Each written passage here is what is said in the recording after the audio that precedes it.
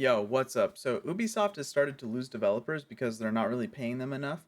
And so obviously if you're a good developer, you just interview and then go to another company who's going to pay you more, especially if you're one of the good developers. So it doesn't make sense for a company like Ubisoft who has a huge market share to not be paying their developers enough, but apparently they weren't, and now they have this issue of people leaving, so they've started to increase the pay of their developers. So that's actually some good news, and we're going to go over a Kotaku article and we can discuss some of the problems with their writing. But mostly, I just wanted to talk about this is a good trend for the industry, and I'm glad to see that this is starting. But also, let's see exactly how much of a difference it's gonna kind of make here, and decide if it needs to be more or less, or what's actually happening here. And if you do enjoy these kinds of videos, like and subscribe to the channel. I do go over Kotaku articles pretty often, but yeah, let's just go and get in the article here.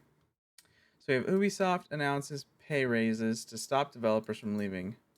The raises are highest for those who are already best paid, prompting criticism. It will only fuel inequality. Okay, let's see what it says.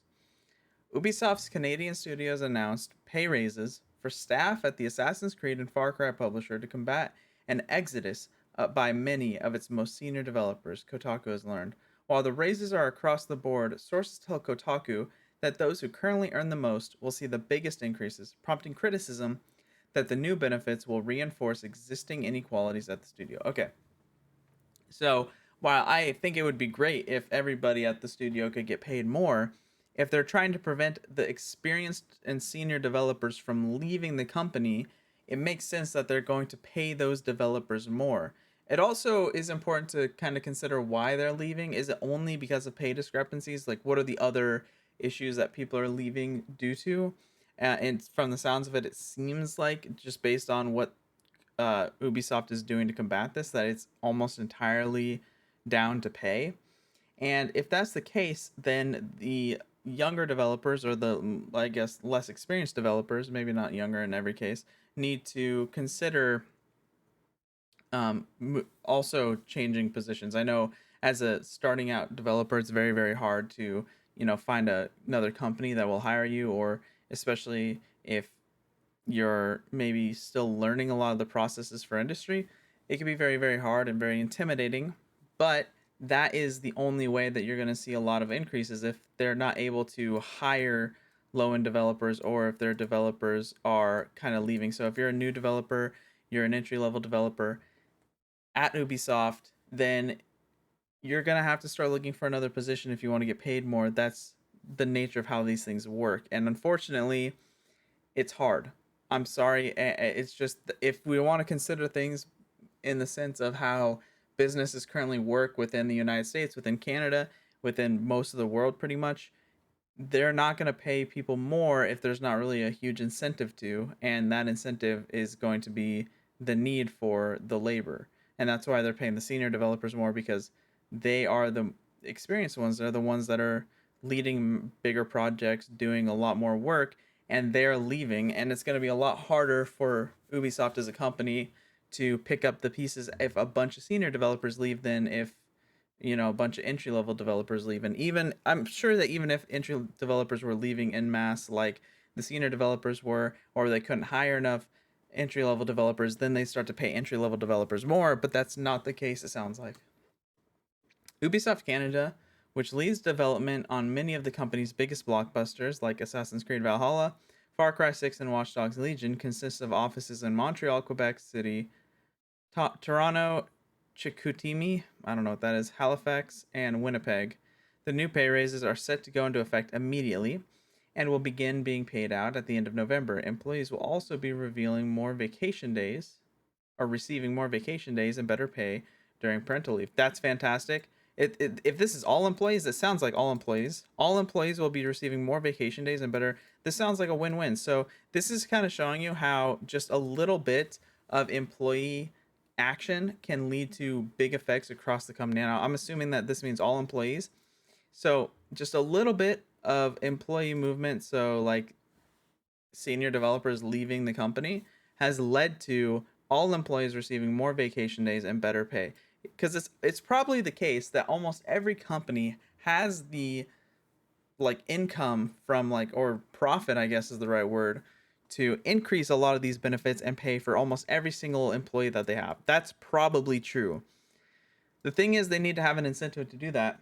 And here, that incentive came from senior developers leaving the company, which I'm glad to see that employees are getting more benefits.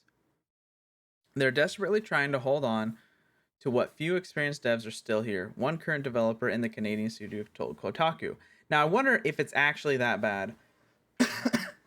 Like, is it so bad that there's only like a few senior developers left and they're trying so desperately hard to just hold on to those few?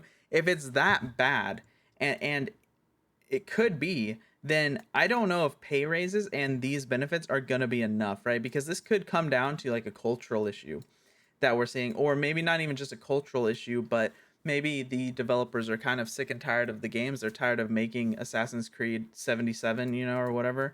They want to make a new game, and even though, or like Far Cry, whatever, even though these game like franchises are popular, maybe they're kind of sick of it. They want to like try new things, and they haven't really had much of an opportunity to do so. Now, if that is the case, then what needs to happen is there needs to be more investment into, I would call it research and development. I don't know if game companies have like a unique word for learning and like discovering different types of genres or different types of games they could make, but maybe they need to spend more money there, assign different people there, and again, increasing benefits and pay is probably always the best thing that you can do to retain employees. But sometimes it's more than that. Sometimes it's an ethics issue, or sometimes it's a cultural issue that also needs to be fixed. So it could be the case that for Ubisoft, it's all of the above, right? But the exact amount of the raises will, but the exact amount of raises will vary depending on the employee's position at the company. Sources said, yeah, I mean, it makes a lot of sense. They're going to want to, well, like, I don't understand why this is surprising. Why would they not try to keep the people that are leaving? If they're worried about these specific people leaving, then yes, they're going to target those specific people. It makes a lot of sense. According to the worker group, A Better Ubisoft, junior staff will receive a 5 to 7% increase. Okay, I mean, that's okay, especially if they're already getting increases every year. I'm sure that's well received within junior staff. While the most senior staff could see pay increases by up to 20%. Now, I also wonder if this is an issue of the entry level position already matching kind of industry standard and the senior level not. Because I can imagine the entry level is already competing against other large game industries or game companies and other like positions at companies like Google or Amazon or Facebook or whatever, I guess Meta now. And if that's the case, then this entry level position might already be there, but they could have been previously assuming like erroneously that the senior staff will be more likely to stay, so they don't really need to match the industry as hard. And it could be that this is actually catching up to the industry for senior staff. It could be that the junior staff was already close to what the industry standard is, and the senior staff wasn't. That could be the case. And if that is the case, then that makes a lot more sense why this is such a large number and why so many were leaving. That would mean a lower level developer might see 50,000 a year salary increased by 2,500. So if this is kind of low for a developer, but that would also be, I mean, that's my experience in the United States. Maybe it's true that in Canada developer salaries are much lower, but this would already be a really low salary in the United States. So if I was seeing a salary like this, I would expect it to go up even more. Entry level developers, if you want to get paid more, you need to apply to different places and see what they're paying and get offers and leverage your offers in that manner. That's I'm sorry, it sucks. That's how it works.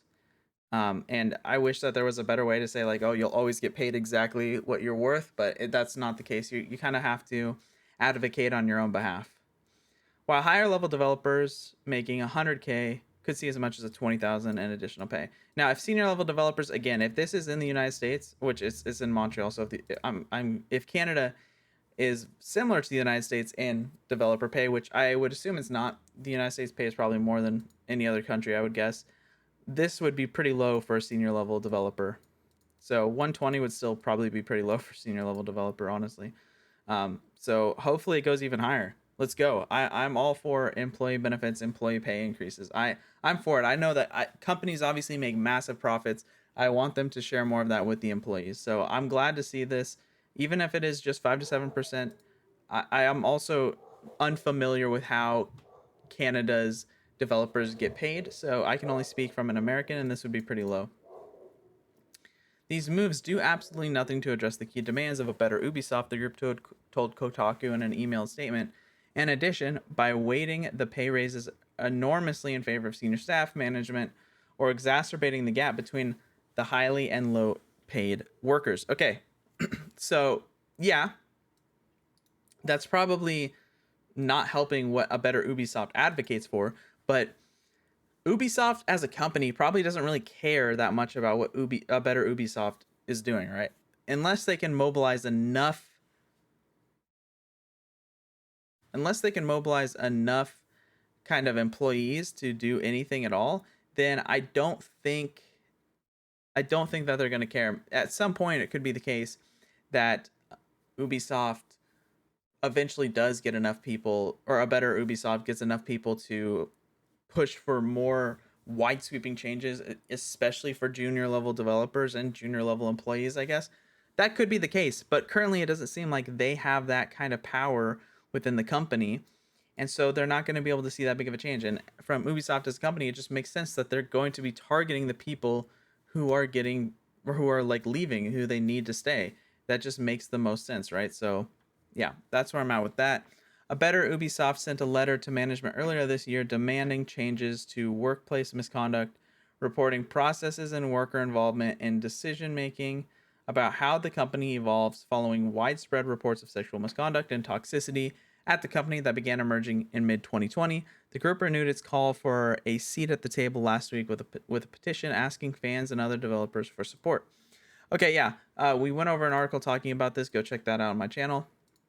But this is what I mean. This could be another reason that people are leaving the company, especially senior level people who have more options to leave the company. It could be that, hey, we're tired of this like misconduct that we're seeing. We're tired of this poor culture that we're seeing. It's time to move on, and that could be the case. This year, the market has changed dramatically in Canada, and that is why this adjustment starting at 5% and up was intended to partially address this issue. The first time we are doing a mid year increase, the spokesperson for Ubisoft told Kotaku in an email. There will still be another adjustment to come in April, as usual. This is the first of a number of initiatives we are announcing to provide a competitive employer offer and as part of our broader ongoing changes. Yeah, I mean, obviously, PR statement, but like it's pretty much says what I just said. The company did not say whether its studios located in out countries will receive similar pay increases. I would be surprised if the problem is from these or from these specific locations that people are leaving. I don't see why as a company they would do that. Now you could argue that, well, it would be the right thing to do, maybe, but I always say this: don't ever expect a company to do like the right thing or like even the wrong thing. Like they're always going to do what increases their profits. And skilled developers and developers who understand the code base and developers who understand pretty much the entire stack of the company, obviously leaving is going to harm their bottom line significantly. So that's why they're caring about this now. Sources tell Kotaku that Ubisoft has been bleeding top level talent for the past couple years. In addition to the allegations that came out in 2020, these departures have also come as part of a general wave of resignations throughout the global pandemic and as competitions for talent ramp up among companies like Google, Facebook, and Riot Games and Tencent. Okay, it's weird. I mean, I kind of did this earlier, I guess, like comparing Google, Facebook to other game companies. Now, from what I understand, Google and Facebook as tech companies operate and acquire different people completely than Riot Games. And I was more talking about, or like other game companies, I was more talking about people fresh out of college. Like people fresh out of college are going to go to pretty much whoever hires them. Now, if we're talking about senior developers leaving, I mean, maybe it's not that surprising that they're going to Google or Facebook, but if you're a senior developer in the game industry, you're probably going to go to other game companies. So I think this makes more sense, but I could see senior developers going anywhere, I suppose. So, but keep in mind that as far as software development goes, uh, industries are almost set, right? Like if you're a game developer, you're probably going to be a game developer unless you have broad enough like experience in different things that these like tech companies are going to hire you for stuff like that. So I find it interesting. If they are leaving for these, good for them. It's fantastic that they're getting hired at these high end companies, and it makes sense like game companies are getting to the point where they're starting to bleed over into tech companies. Then we're going to see a huge pay increase to developers in game industry, and I think that's actually great. Montreal has been a particular hotbed for new opportunities in game development, a scene which Ubisoft helped jumpstart thanks to generous government tax subsidies back in the late 90s. Is now home to dozens of studios belonging to companies like EA, Amazon, Bethesda, and Gearbox, as well as tons of new independent startups, many of which have drawn veteran talent directly from Ubisoft. As Axios reported earlier this year, longtime Assassin's Creed director Darby McDevitt, Eric Baptizat, and Raphael Lacoste all left the company for other studios in the span of just a few months. Okay, so yeah, directors leaving the company within a few months. That's even worse. That's not even just like high end developers. These are like above, like these are like software managers and even above that, right? Like these are like director level management. Like like that. That's kind of crazy that these high end of people are kind of leaving the company just like a few months span. Like I find that really interesting, and I wonder if it has a lot more to do with the culture now than just the pay. To retain talent, some Montreal studios have gotten creative. Eidos, which recently released Marvel's Guardians of the Galaxy, announced last month that it would be moving to a 4-day, 32-hour work week. That's actually pretty cool. Sources told Kotaku that Ubisoft Montreal experimented with a 36-hour work week over this past summer, and that management had considered the initiative a success. But when asked about continuing or expanding, it said the policy was shot down as unworkable. Okay. They also said that the company has been resistant to implementing any changes that would lead to a greater pay transparency, something that competitor Activision Blizzard just announced it would do in response to demands from employees. Okay, so this is really weird. So Ubisoft, so they implemented a 36-hour work week and it was considered a success, but then they couldn't actually implement that policy.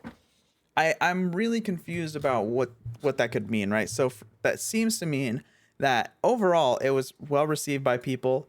The work didn't really go down in quality and the output didn't really go down. But I'm going to guess some upper management didn't really particularly like it for whatever reason, whether that's some archaic belief they have in their head. And so they shot it down. That's really weird to me. And that could be an issue, like a really big internal issue, if they're having higher ups that are shutting down initiatives that are considered successful. Like, that's so stupid. I don't understand. Ubisoft has always been a leader in Canada and is proud to have been at the genesis of this industry, with 6 studios starting first in Quebec and then expanding to Ontario, Manitoba, and Nova Scotia. The spokesperson for Ubisoft said when asked about concerns over pay discrimination and more flexible work hours, these changes, including more time off, a hybrid flexible work model, enhanced parental leave, and the right to disconnect, reinforce our commitment to our employees and their mental and physical health. We believe that creating a culture that encourages openness, innovation, and creativity starts by offering employees a more balanced approach to their personal and professional lives. Okay, so this is something that's becoming more and more popular, is this hybrid, which is like part home, part in the office, and like flexible work model. So in my mind, this could mean like when you come into work. So do you work like 4 10-hour days? Do you work like do you work extra time for like some weeks and then you get like the every other Friday off? Like I think it's called like a 980 schedule or something like that. So that could be this, and that's good that they're offering different options. Also, like a right to disconnect essentially means once you leave work, like nobody's gonna really bother you that much, which is also good. And yeah, again, I wonder if like they're having issues with like higher up management who just don't understand like why this is important and why it's valuable, and they just can't get their head out of like old ways of doing things. And because like it doesn't make sense to me from a business perspective that you would experiment with something like a 36-hour work week, which I guess would be like half Fridays, and then it's considered a success, but then you don't implement it. I don't see, like, business wise how that ever really works. And like, to say things like as unworkable, how exactly is it unworkable if you just say, oh, we only work half days on Friday? How is that unworkable? I'm really confused how you could even consider that unworkable. I wish there was a better statement from Ubisoft for any reason here, but I don't know. But yeah, that's the whole article. Again, if you like this kind of video, please like and subscribe to the channel. I do make a lot of content like this. And then but yeah, that's it for the article. If you do like this kind of stuff, like and subscribe to the channel. I do make a lot of content like this, especially articles going over Kotaku. Normally I'm more critical of Kotaku, but I think today they did a really, really good job. So that's pretty much all I have today. Thank you so much for watching. Peace.